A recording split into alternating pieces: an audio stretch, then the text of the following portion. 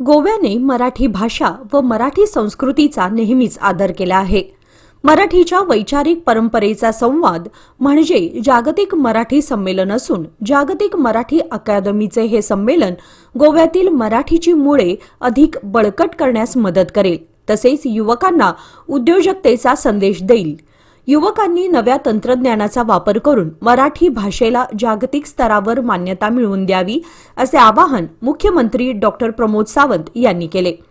जागतिक मराठी अकादमी व गोवा राज्य आयोजन समिती यांच्या संयुक्त विद्यमाने आयोजित शोध मराठी मनाचा या 21व्या जागतिक मराठी संमेलनाचे उद्घाटन शुक्रवार दिनांक 9 जानेवारी रोजी कला अकादमी पणजी येथे झाले.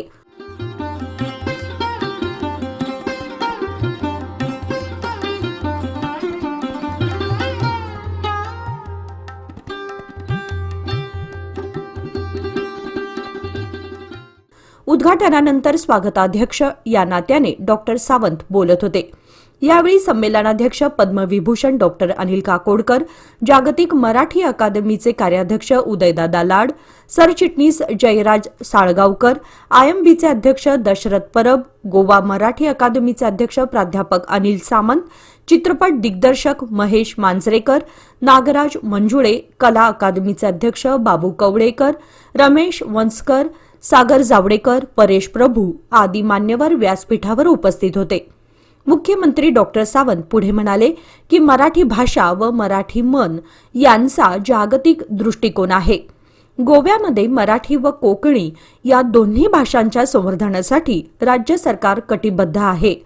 भाषा ही केवळ संवादाचे माध्यम नसून ती आत्मसन्मानाचे साधन आहे. मातृभाषेला प्रत्येकाच्या मनात अनन्यसाधारण स्थान असतं. मराठी शिकलेले अनेक जण जगभर नावलौकिक मिळवत आहेत. हे मराठी भाषेचे सामर्थ्य आहे. मातृभाषेतून शिक्षण म्हणजे सशक्त पिढीची पायाभरणी होय, असेही त्यांनी नमूद केले. कार्यक्रमाच्या उद्घाटन प्रसंगी पद्मविभूषण डॉक्टर अनिल काकोडकर यांच्या अध्यक्षतेखाली हे संमेलन या ठिकाणी आयोजित केलेलं आहे. जागतिक मराठी अकादमीचे अध्यक्ष ज्यांनी व्हर्च्युअली आपल्याला मार्गदर्शन केलं ते श्री रामदास फुटाणेजी. ह्या कार्यक्रमाचे गोवा कार्यकारिणीचे कार्याध्यक्ष श्री दशरथ परब, सरचिटणीस अनिल सामंत, गौतम देसाई, त्याचबरोबर जागतिक मराठी अकादमीचे उपाध्यक्ष श्री यशवंत गडक पाटील, गिरीश गांधी, डॉक्टर पी.डी. पाटील, कार्याध्यक्ष उदयदादा लाड, जयराज साळगावकर, किशोर रांगणेकर आणि खास करून या कार्यक्रमाला उपस्थित राहिलेले नागराज मंजुळे.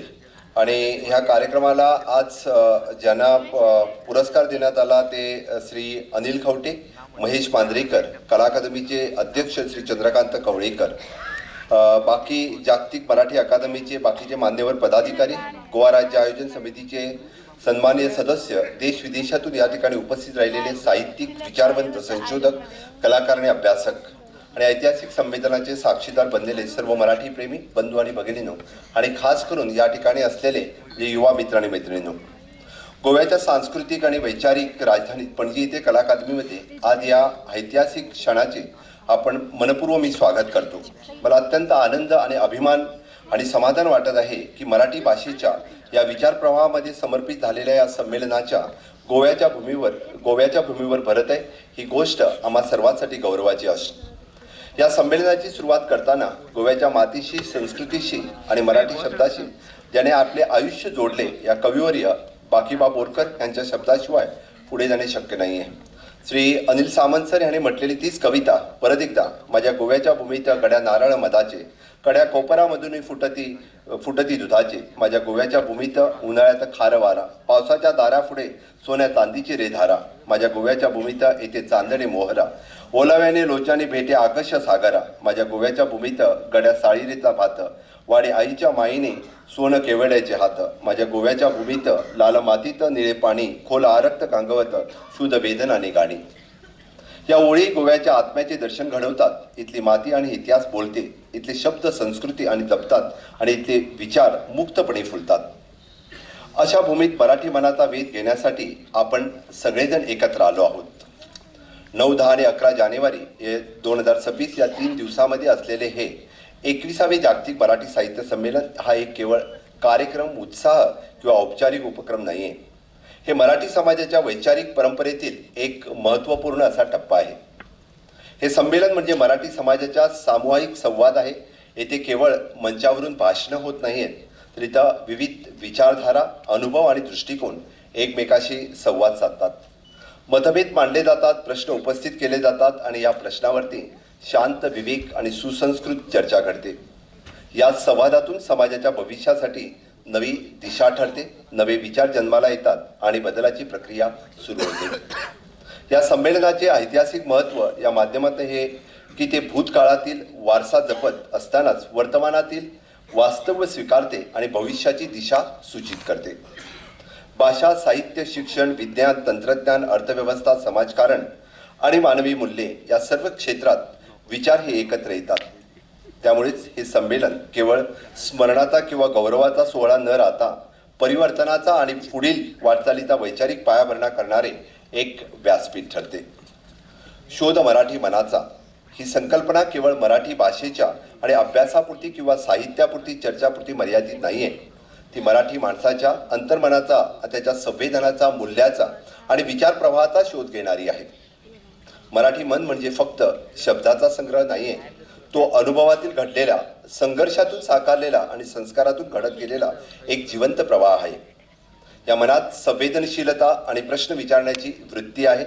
समाजाला अधिक समजूतदार बनवण्याची आस आहे. आजचे मराठी मन हे भौगोलिक आणि सीमामध्ये अडकलेले राहिलेले नाहीये. महाराष्ट्र, गोवा किंवा भारताच्या चहूपलीकडे जाऊन जागतिक स्तरावर ओळख निर्माण करत आहे. जगाच्या विविध कोपऱ्यात कार्यरत असलेले मराठी लोक शिक्षण, संशोधन, उद्योजक, प्रशासन, कला, तंत्रज्ञान, सामाजिक कार्य आणि विविध क्षेत्रात आपल्या अनुभवातून मराठी विश्वविचार हे समृद्ध करत आहेत. त्यांच्यात यशगाथा, अपयश, संघर्ष, शिकवण या सर्वांचा ठसा मराठी मनावर उमटत आहे. या संमेलनातून आजच्या या जागतिक मराठी मनाचा शोध घेतला जात आहे. परंपरेतील रुजलेले आणि आधुनिकतेकडे पाहणारे, मूल्यांना जपणारे पण नव्या संकल्पनांना खुले आकारलेले, स्थानिक ओळख टिकवून ठेवत जागतिक दृष्टिकोन स्वीकारणारे असे हे मराठी मन अधिक स्पष्टपणे समोर येते.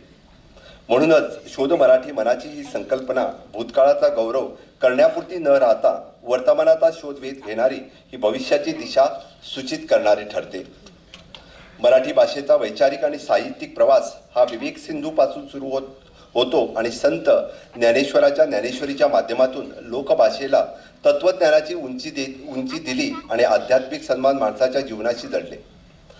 संस्कृत सारख्या अभिजात भाषेतील विचार मराठीत आणून आणि भाषा केवळ संवादाचे साधन न ठेवता ज्ञानप्रसाराचे प्रभावी माध्यम बनले. त्यामुळेच मराठी भाषेला आत्मविश्वास मिळाला आणि तिच्या वैचारिक परंपरेची भक्कम पायाभरणी झाली. यानंतर संत नामदेव, एकनाथ आणि संत तुकाराम ह्याने मराठी भाषेतून भक्ती, समता आणि मानवतेचा संदेश समाजाच्या प्रत्येक थरापर्यंत पोहोचवला. त्याच्या अभंगातून आणि देवभक्तीबरोबरच सामाजिक विषमता, अन्याय आणि अहंकाराविरोधातील ठाम भूमिका व्यक्त झाली. या संतांनी मराठी भाषेला केवळ अध्यात्माचीच नव्हे तर एक सामाजिक जाणीवेची आणि मानवी मूल्याची भाषा बनवली. पुढील काळात मराठी भाषेचा प्रवास या आधुनिकतेकडे वळतो. समाज सुधारकांनी आणि विचारवंतांनी मराठीचा उपयोग प्रबोधनासाठी, परिवर्तनासाठी आणि सामाजिक जागृतीसाठी केला. स्त्री पुरुष समता, शिक्षण, विज्ञानासाठी स्वातंत्र्य, लोकशाहीची मूल्ये यासारख्या विषयावर मराठी साहित्यातून सखोल मांडणी झाली. आधुनिक साहित्यातून कादंबरी, नाटक, कविता आणि निबंधाच्या माध्यमातून बदलत्या समाजाचे वास्तव मांडले आणि मराठी साहित्याला व्यापक जागतिक दृष्टिकोन दिला. संत परंपरेपासून आधुनिक साहित्यापर्यंत अखंड प्रवासामध्ये मराठी भाषा केवळ भूतकाळाचा वारसा न राहता सतत नव्याने घडत जाणारी, प्रश्न विचारणारी आणि भविष्याकडे वाटचाल करणारी जिवंत भाषा बनली. मराठी ही केवळ लेखकाची, कवीची किंवा विद्वानाची भाषा नाही, ती सामान्य माणसाच्या जगण्यातून, श्रमातून आणि अनुभवातून घडलेली भाषा आहे. शेतकऱ्याच्या शेतात उमलणारे शब्द, शिक्षकाच्या वर्गात घडणारे विचार, कामगाराच्या कष्टातून निर्माण होणारी संवेदना आणि प्रशासकाच्या निर्णयातून उमटणारी जबाबदारी, या सर्वांना मराठी भाषेला सतत नवे रूप दिले. मराठी ही बोललेली, जगली आणि अनुभवली जाणारी भाषा आहे. ग्रामीण भागातील लोकगीते, ओव्या, पोवाड्या, शहरी परंपरेचा तसाच शहरातील नाट्यसंवाद आणि कथाकथन आणि लोककला या सर्व माध्यमातून सामान्य माणसाने मराठी भाषेचा खरा चेहरा घडवला आहे. आपले दुःख, आनंद, संघर्ष आणि अशा व्यक्त करणाऱ्या सामान्य माणसाने नेहमीच मराठी शब्दाचा आधार घेतला आहे.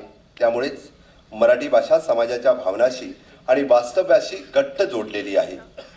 मराठी भाषेची खरी ताकद आणि तिच्या लोकजीवनाशी असलेल्या या घट्ट नात्यात आहे. जोपर्यंत मराठी भाषा सामान्य माणसाच्या जगण्यातील सामील आहे तोपर्यंत ती जिवंत आहे, सशक्त आहे आणि सर्जनशीलता आहे. गोव्याने मराठी साहित्य आणि रंगभूमीच्या इतिहासात अतिशय महत्त्व आणि वैशिष्ट्यपूर्ण योगदान दिलेले आहे. भौगोलिकदृष्ट्या छोटा असला तरी सांस्कृतिकदृष्ट्या समृद्ध असलेला गोवा नेहमीच बहुभाषिक आणि बहुसंस्कृतिक आणि सर्जनशीलतेचा विचार करणारा पोषक असा प्रदेश राहिला आहे. या वातावरणात मराठी भाषेने साहित्य, नाटक आणि लोककलेच्या माध्यमातून आपली स्वतंत्र आणि ठळक अशी ओळख निर्माण केली आहे. बाबा बोरकर यांच्या आपल्या कवितेतून गोव्याच्या निसर्गाची सौंदर्य आणि माणसाच्या भावना आणि भूमीच्या सांस्कृतिक मराठी भाषेच्या अत्यंत संवेदनशील मांडली आहे. लक्ष्मणराव सरदेसाई यांनी काव्य आणि चिंतनात्मक लेखनातून गोव्याच्या सामाजिक वास्तव्याला आणि सांस्कृतिक आत्म्याला शब्दरूप दिले आहे. रवींद्र केळकर यांनी साहित्य निर्मितीच केली नाही तर भाषाविषयक विचार, सांस्कृतिक आणि समाज जीवनावर यावर सखोल असे चिंतन आणि मराठी आणि कोकणी भाषेच्या समृद्ध परंपरेला वैचारिक अधिष्ठान दिले आहे. गोव्याच्या नाट्य परंपरा देखील खूप मराठी रंगभूमी महत्त्वाची ठरली आहे.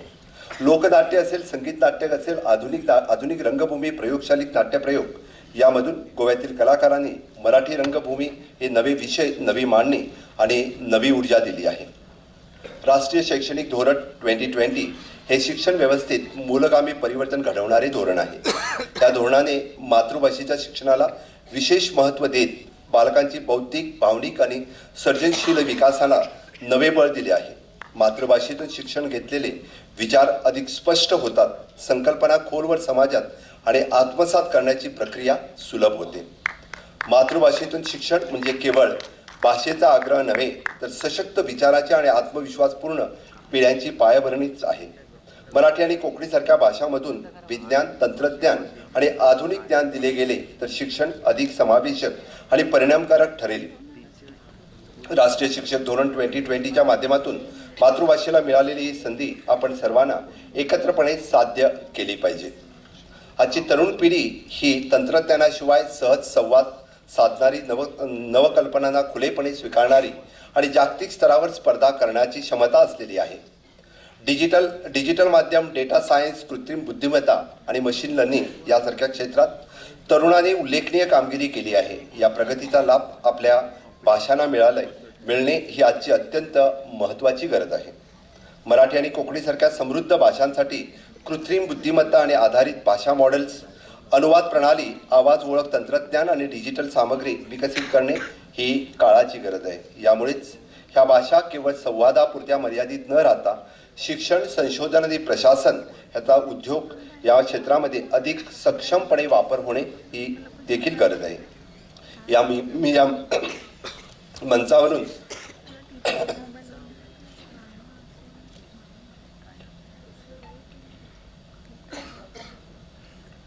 या मंचावरून तरुणांना आवाहन करतो की त्याने तंत्रज्ञानाच्या बळावरती आपल्या मातृभाषेला जागतिक डिजिटल मंचावर नेण्यास पुढाकार घ्यावा.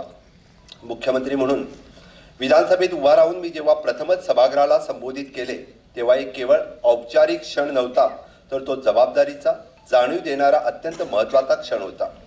त्यावेळी माझ्या भाषणाची सुरुवात ही आकडेवारीने, योजनांनी किंवा धोरणाच्या घोषणांनी करण्याऐवजी मी जाणीवपूर्वक विचारापासून सुरुवात करण्याचा निर्णय घेतला.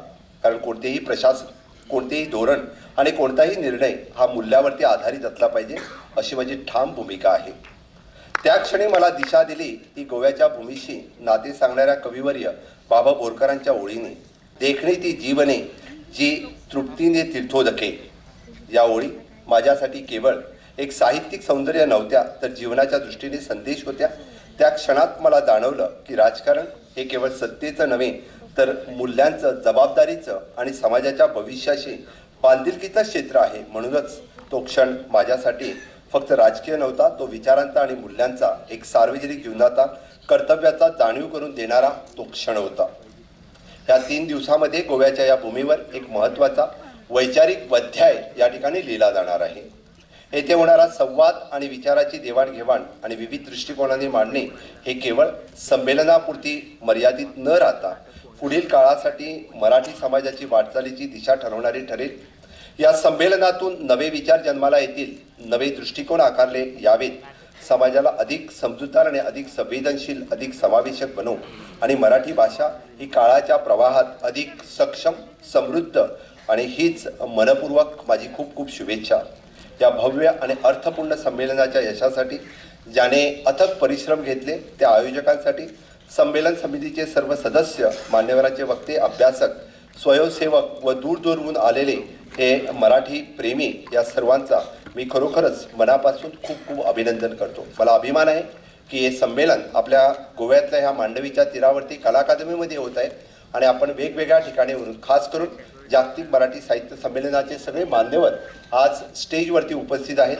डॉक्टर अनिल काकोडकर जे शास्त्रज्ञ, याने या संमेलनाचे कार्याध्यक्षपद स्वीकारलं आणि खरोखरच येत्या 3 दिवसामध्ये गोव्यामध्ये मराठी युवकांच्यासाठी, गोव्यातील युवकांसाठी हे एक विचार एक मला वाटतं की जागतिक मराठी अकादमीच्या वतीने हे दिलेलं खरोखरच शोध मराठी मनाचा हा एक नक्कीच मेजवानी ठरेल असं मी म्हणेन. पुनश्च तुम्हा आपल्या सर्वांना मी शुभेच्छा देतो. जय हिंद, जय गोमंतक. संमेलनाचे स्वागत व प्रास्ताविक प्राध्यापक अनिल सामंत यांनी केले.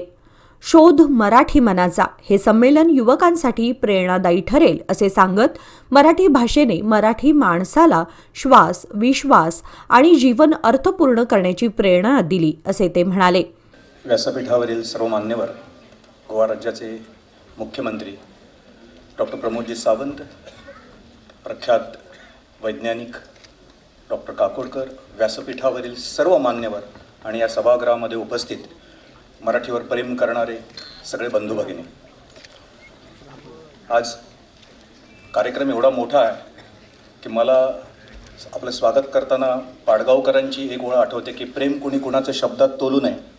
आणि आता या क्षणी दुसरी ओळ माझी जोडाविषयी वाटते की प्रेम कुणी कुणाचं शब्दात तोलू नये आणि इतकी मंडळी जर असतील तर अनिल सामंतांनी फार बोलू नये.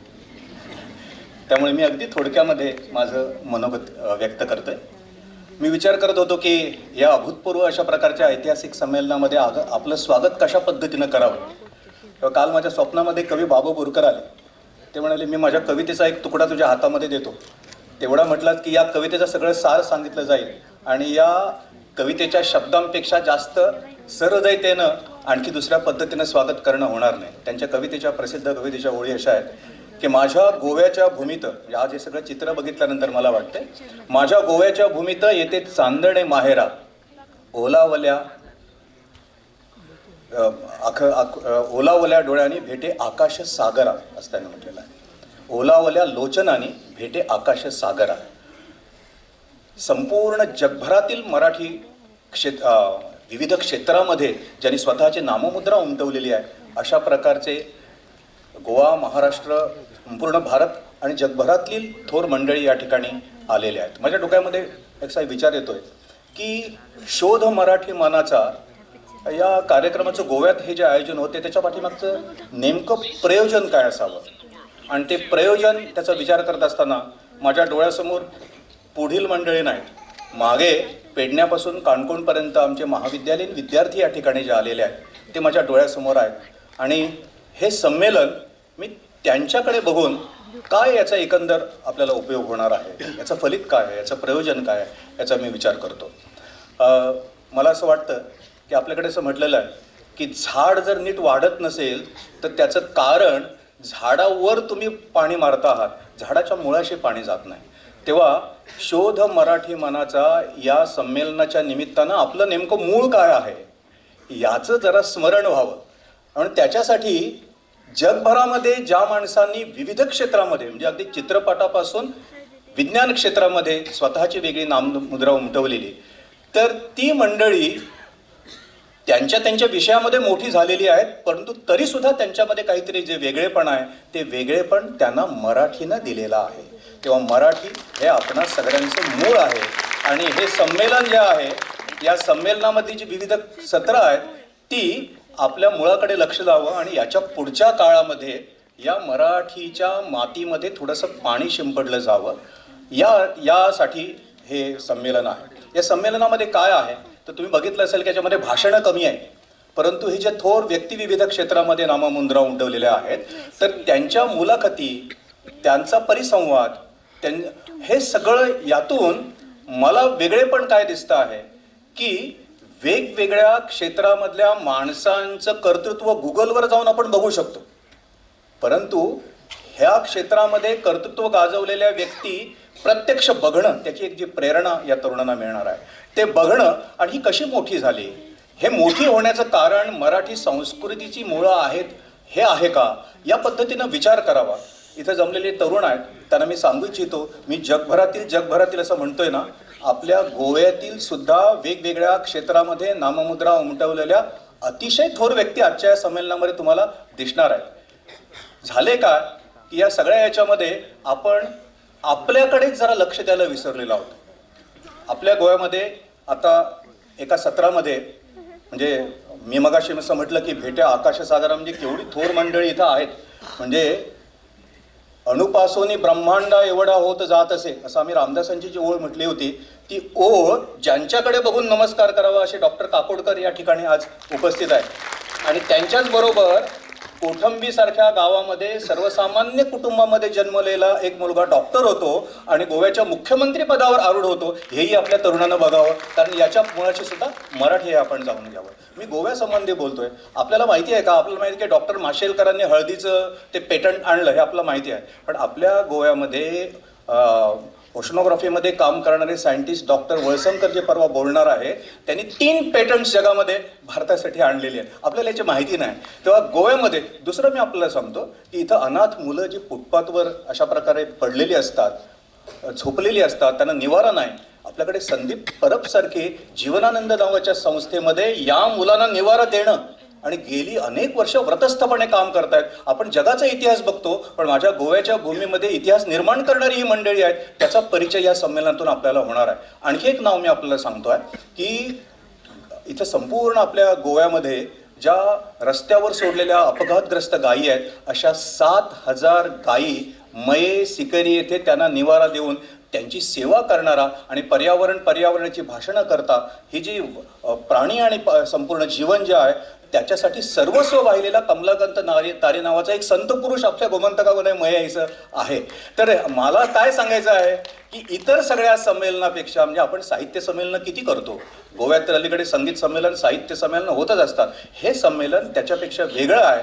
कारण गोव्यापासून ते जगापर्यंत वेगवेगळ्या क्षेत्रामध्ये काम केलेल्या मंडळी आपल्याला प्रत्यक्ष, मगाशी जी मुलाखत या ठिकाणी झाली महेशजी मांजरेकर यांची, आमचे तरुण, मी असं कधी बघितलं नाही की मुलाखतीमध्ये इतके गुंतून जाणं, इतकं एकरूप होणं, अप्रतिम अशा प्रकारचे, अविस्मरणीय अशा प्रकारचे. मी आपल्याला सांगू इच्छितो की उद्या आपल्या सगळ्या मित्रांना, विशेषतः महाविद्यालयातील तरुणांना, की अशा प्रकारची अनेक सत्र, जवळजवळ 20 सत्र या पुढच्या 2 दिवसामध्ये होणार आहेत. तेव्हा मी जास्त बोलत नाही.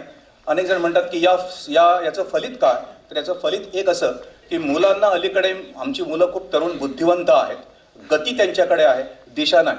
मागे एकदा मी आमच्या रस्त्यावर उभा होतो आणि माझे एक स्टुडंट्स ते DMCवरनं खाली येत होते आणि ते मोटरसायकलवरून येत होते. महाभारताच्या युद्धामध्ये धर्माचा रथ सुद्धा होईमध्ये चालत नसेल इतक्या वेगानं ते चालले, माझ्याकडे थांबले आणि गुड मॉर्निंग सर असं म्हणून पुढे गेले. मी त्याच्याकडे बघत राहिलो. 3 जण एकमेकाला मिठी मारून बसलेले होते, T-शर्ट फुललेले होते आणि जो शेवटचा मुलगा होता त्याच्या T-शर्टवर मागे लिहिलं होतं, don't follow me, I am lost. तेव्हा आपले तरुण हे इतके गती त्यांच्यामध्ये आहेत, त्यांना दिशा मिळाली पाहिजे, म्हणून हे शोध मराठी मनाचं आहे संमेलन आहे. आता एक शेवटचं आमचंही स्वप्न आहे. तुम्ही म्हणतात हे कशासाठी केलंय, तर मराठीचा जागर व्हावा आपल्या आतमध्ये. मराठीनं तुम्ही म्हणतात मराठी संस्कृती, छत्रपती शिवाजी महाराज आमचं मानबिंदू ज्याला आहे, गोमंतकाचा स्वातंत्र्याचा लढा पहिल्यांदा त्याचं सोनेरी पान लिहिणारे छत्रपती शिवाजी महाराज की कोलवाडच्या किनाऱ्यावर उतरले आणि तिथून नॉर्वेच्या मंदिराचं पुनर्निर्माण करून आम्हाला सगळ्यांना ऊर्जा दिली. लता मंगेशकराचा अंतरंगामधील दिव्यत्वाचा सूर जागवणाऱ्या अशा प्रकारची गायिका आमच्या गोमंतकामध्ये जन्मल्या. आम्हाला महासरस्वती म्हणून त्याचा अभिमान वाटतो. ही आमची संस्कृती आहे. संस्कृती कुठे आकाशात असते, ती माणसात असते. अशी माणसं आपल्याला आज आणि उद्या आणि परवा भेटणार आहेत. आमचं स्वप्न असं आहे की आपण सगळेजण आमच्या सगळ्या ज्या मराठी भाषा आहेत त्यांच्या हातात हात घालून पुढे जाणार आहोत. कोकणी आणि मराठी हातात हात घालून पुढे जाणार आहोत. पण मराठीनं आम्हाला जो संस्कृतीचा श्वास दिलेला आहे, जीवन अर्थपूर्ण करायला जे आम्हाला शिकवलेलं आहे, त्या मराठीचा आम्ही अभ्यास करणार आहोत. त्या मराठीने दिलेली आपली कलांपासून ती सगळ्या ग्रंथापर्यंत सगळी संस्कृती जपणार आहोत. आणि सगळ्यात महत्त्वाचं म्हणजे या संमेलनातून मराठी तरुणाईचं एक जे जागरण होणार आहे. आणि आम्हाला खात्री आहे की अनेक जण म्हणतात तुम्ही काय करणार आहात, मला खात्री आहे याच जागरणातून आमचं राज्यभाषेचं स्वप्नही कधीतरी साकार होणार आहे. ते लवकरात लवकर हो अशा प्रकारची प्रार्थना करतो. आणि मराठीवरचं माझं प्रेम व्यक्त करण्यासाठी मी अनेकदा म्हणतो ती कविता म्हणतो आणि या ठिकाणी थांबतो. ती कविता अशी आहे की तसं मलाही असतं एक नाव, रेशन कार्डात चुरगळलेलं नाव. मलाही असतो एक पत्ता, पोस्ट हरवलेला पत्ता. आणि मराठी बघून मला म्हणावंसं वाटतं, एक तुझाच असतो अस्पष्ट श्वास, एक तुझाच असतो अस्पष्ट श्वास, ज्यात कधी कधी मला होतो मी जिवंत असल्याचा भास. आजारपणामुळे गोव्यात उपस्थित राहू न शकलेले जागतिक मराठी अकादमीचे अध्यक्ष कवी रामदास फुटाणे, महापालिका निवडणुकांमुळे अनुपस्थित राहिलेले महाराष्ट्राचे सांस्कृतिक मंत्री आशिष शेलार तसेच अमेरिकेतील मराठी खासदार श्रीनिवास ठाणेदार यांनी आभासी पद्धतीने मनोगत व्यक्त केले. या संमेलनात चित्रपट, नाट्य, कला, साहित्य, उद्योग, शिक्षण, क्रीडा, पर्यटन, अर्थव्यवस्था व सामाजिक क्षेत्रामध्ये उल्लेखनीय कार्य करणाऱ्या देश-विदेशातील मराठी मान्यवरांचा सहभाग होता. शनिवार दिनांक 10 व रविवार दिनांक 11 रोजी दिवसभर विविध उपक्रम, परिसंवाद, मुलाखती, कवी संमेलने आदी कार्यक्रमांचे आयोजन करण्यात आले होते. शुक्रवारी उद्घाटनापूर्वी चित्रपटातील मराठी माणूस या विषयावर प्रसिद्ध अभिनेते, दिग्दर्शक व लेखक महेश मांजरेकर यांची मुलाखत झाली. त्यानंतर लक्ष्मीची पाऊले या सत्रामध्ये अनिल खवटे, भरत गीते व लैभर खांगे यांनी आपले विचार मांडले. नाथ संस्थान औसा यांच्या वतीने चंद्रभागेच्या तीरावर हा चक्री भजनाचा कार्यक्रम सादर करण्यात आला. संजीवन अकादमी पणजी यांच्या वतीने उद्घाटनपूर्व नांदी सादर करण्यात आली. उद्घाटनानंतर मर्म बंधातली ठेव हा सवेश नाट्य संगीताचा कार्यक्रम सादर झाला. या कार्यक्रमाचे निर्माते नितीन कोरगावकर होते. चित्रपट दिग्दर्शक महेश मांजरेकर यांना जागतिक मराठी अकादमीचा कला जीवनगौरव पुरस्कार तर गोव्याचे उद्योगपती अनिल खवटे यांना जागतिक मराठी भूषण पुरस्कार देऊन पद्मविभूषण डॉक्टर अनिल काकोडकर व मुख्यमंत्री डॉक्टर प्रमोद सावंत यांच्या हस्ते गौरवण्यात आले. त्यानंतर मराठी भाषेने आपल्याला समृद्ध सांस्कृतिक वारसा दिला असून त्याचे जतन करणे आवश्यक आहे. भाषा माणसाला माणूस म्हणून जगण्याची ताकद देते. उद्योगात उद्योजकतेसोबत संशोधनालाही महत्त्व असलं पाहिजे असे प्रतिपादन प्रसिद्ध शास्त्रज्ञ पद्मविभूषण डॉक्टर अनिल काकोडकर यांनी केले. माननीय मुख्यमंत्री गोवा राज्य, इथे उपस्थित जागतिक मराठी अकादमी आणि गोवा राज्य आयोजक समिती या दोन्ही संस्थांचे सर्व पदाधिकारी, सदस्य, मंचावर उपस्थित सर्व मान्यवर, विशेषतः आजचे सत्कारमूर्ती श्री अनिल खवटे आणि श्री महेश मांजरेकर, सभागृहात उपस्थित सर्व मान्यवर आणि बंधू भगिनींना, सर्वप्रथम शोध मराठी मनाचा या संमेलनाचा अध्यक्ष म्हणून आपण माझा जो बहुमान केला त्याबद्दल मी जागतिक मराठी अकादमीचा आणि आपण सर्वांचा खूप आभारी आहे. अशा या संमेलनाचा अध्यक्ष होण्याची माझी लायकी आहे किंवा नाही याबद्दल मी खरं तर साशंकच आहे. मी तसं बोलूनही दाखवलं होतं.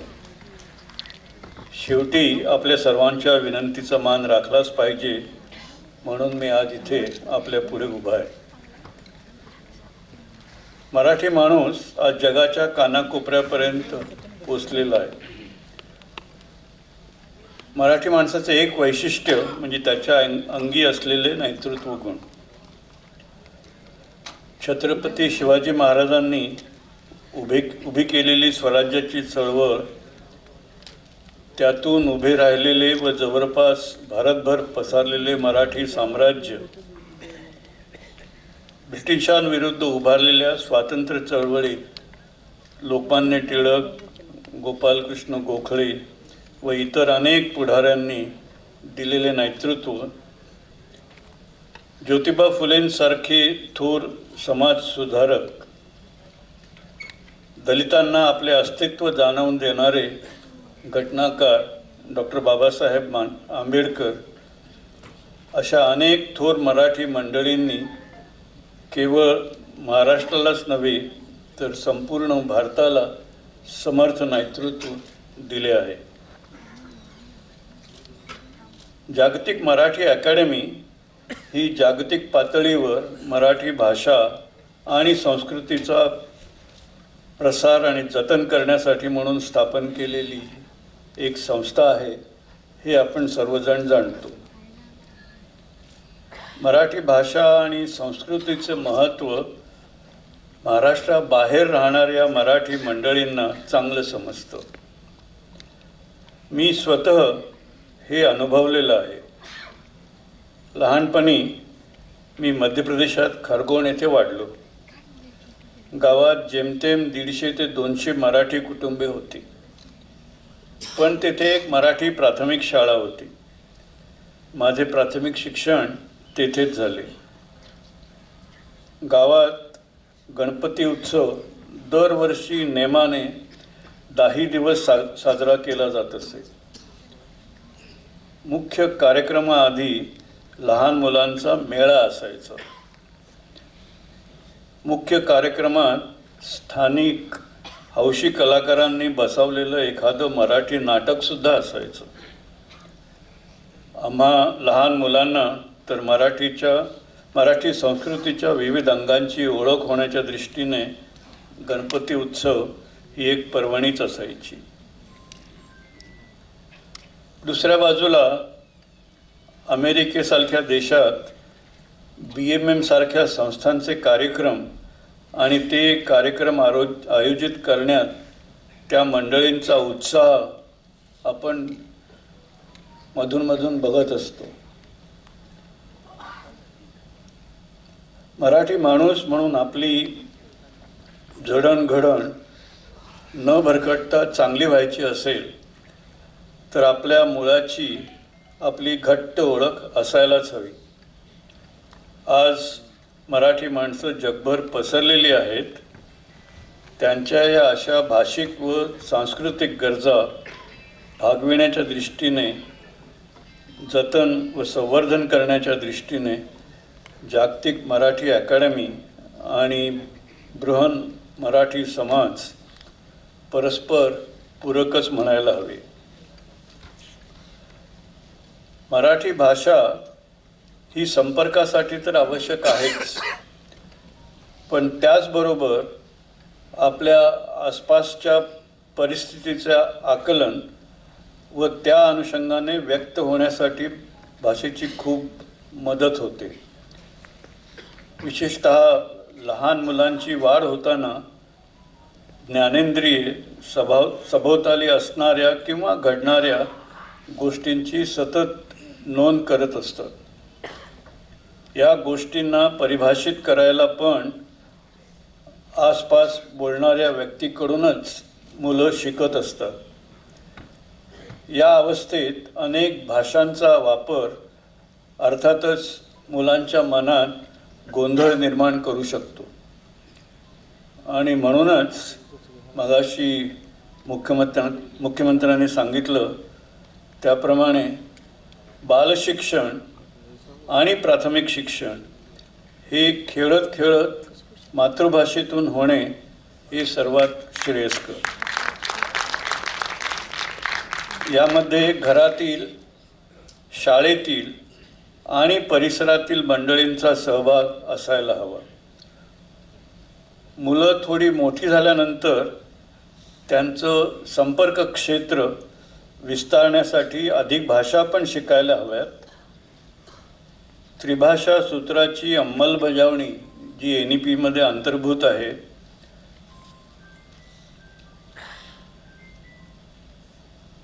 ती पण अशीच टप्प्याटप्प्याने व्हावी असे मला वाटते. शेवटी मराठी माणूस अधिक सक्षम होणं आणि त्याचं प्रभाव क्षेत्र अधिकाधिक विस्तृत करणं हेच आपलं उद्दिष्ट आहे. नव्या शैक्षणिक धोरणात विद्यार्थी केंद्रित शिक्षण पद्धतीचा विकास अपेक्षित आहे. मराठी समाजासाठी उच्च शिक्षणाची सोय मला वाटतं मराठी आणि इंग्रजी अशी दोन्ही भाषात असावी. अर्थात त्यासाठी आवश्यक पाठ्यपुस्तके व संदर्भ साहित्य आधीपासून उपलब्ध असणं अत्यंत आवश्यक आहे आणि त्याची व्यवस्था आत्तापासून आपण सर्वांनी करायला हवी. उच्च शिक्षण विद्यार्थ्यांना ज्ञानाचा उपयोग विविध अंगाने करण्यासाठी सक्षम करते.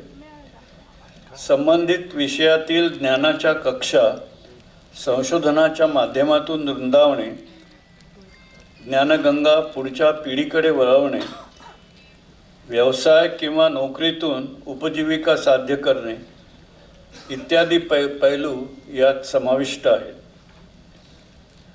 यासाठी कुठली भाषा शिक्षण माध्यम म्हणून अधिक उपयोगी ठरेल हे त्या व्यक्तींच्या संभावित कार्यक्षेत्रावर अवलंबून असणार हे उघड आहे. आणि म्हणूनच मराठी आणि इंग्रजी भाषा किंवा इतर कुठलीही भाषा अशा भाषात उच्च शिक्षणाची सोय आवश्यक ठरते. प्रभावी विद्यार्थी केंद्रित शिक्षण व्यवस्था निर्माण करायची झाली तर शिक्षण परिसंस्था इकोसिस्टीम अधिक व्यापक व्हायला हव्यात. याचा अर्थ छोट्या शिक्षण संस्थांचं महत्त्व कमी लेखणं अजिबात नाही. बऱ्याच छोट्या संस्था खूप चांगलं काम करत आहेत, पण विद्यार्थ्यांना वेगळे पर्याय उपलब्ध करून देण्याच्या दृष्टीने अशा छोट्या संस्थांनी इतर पूरक संस्थांबरोबर नेटवर्किंग करून एक समग्र शैक्षणिक परिसंस्था उभारणे केव्हाही अधिक श्रेयस्कर.